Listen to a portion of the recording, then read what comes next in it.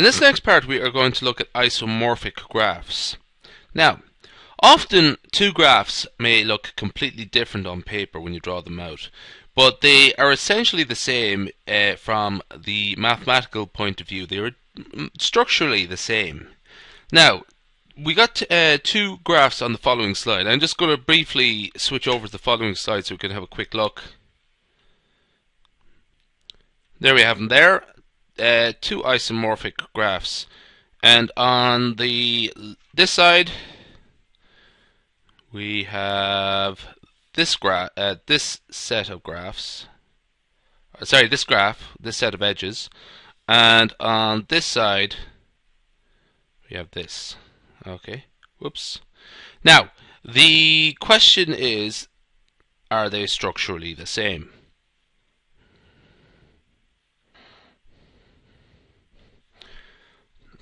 Now, these graphs are the same. They have the same vertices, the same edges, and the same edge to endpoint function. Okay. So if we label the vertices on edges on the graph on the next slide by the following mappings, the graphs will be shown to be the same. So we have the vertices here and the edges here. So we're going to show that the edges and the vertices correspond. So first off, let's look at the edges. I'm going to sort of develop correspondence. So I'm going to state that vertex 1 over here corresponds to vertex A over here. And if that is the case, then vertex 3 must correspond to vertex B in that they are adjacent. And they are adjacent by A1. They're adjacent by A1, or on this side E2. Okay. So what I'm saying is that I'm just going to draw it here. This corresponds to A, this corresponds to B, and this edge here corresponds to E2. Likewise over here we could say that 2 corresponds to C. Necessarily 4 corresponds to D, and we then conclude that A2 corresponds to edge E1. Now, there's a number of ways I could have done that there, but essentially that's how it works. I'm just going to sort of go back to the mapping here for a second. I don't think I've used the exact same mapping here, but it's more or less something like this is what we're trying to construct. So develop correspondence, develop a mapping between the vertices on one graph and the vertices on the other graph, and likewise do the same thing for the edges. Structures, as in graphs, that are the same except for labeling, essentially, are called isomorphic structures.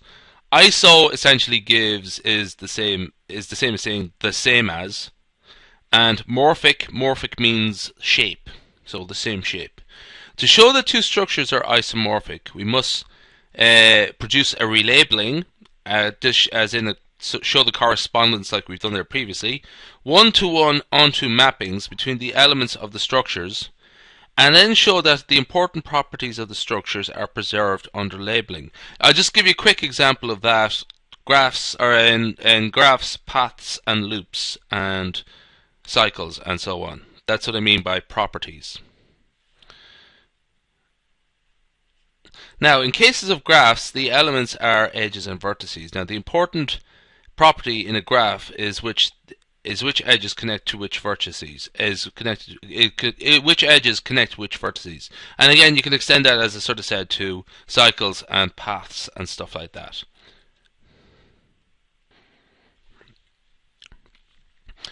So we can use the notation to represent two different graphs, V1E1G1 and V2E2G2, to represent two graphs.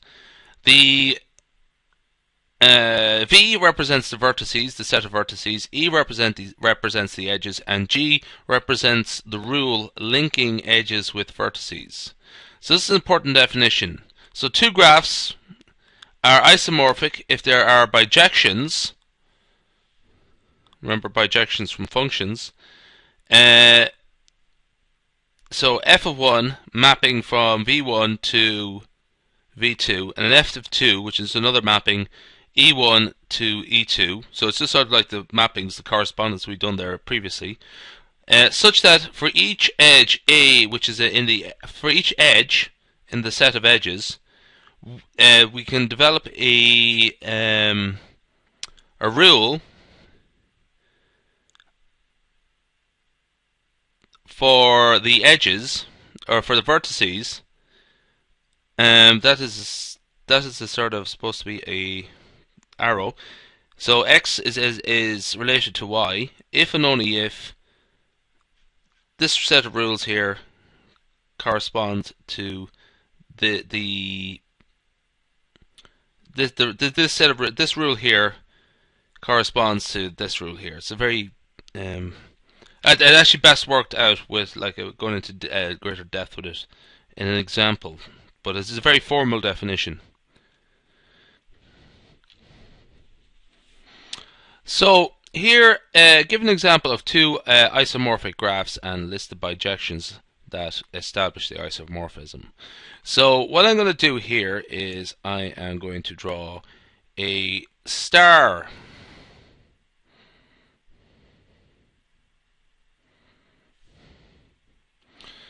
graph. It's just a sort of informal name for something like that. And I'm going to label the edges like this: A, B, C, D, and E in the center. And on this side, I'm going to do something similar. I am going to have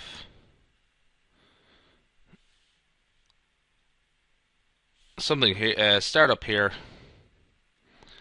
and 1, 2, 3, 4.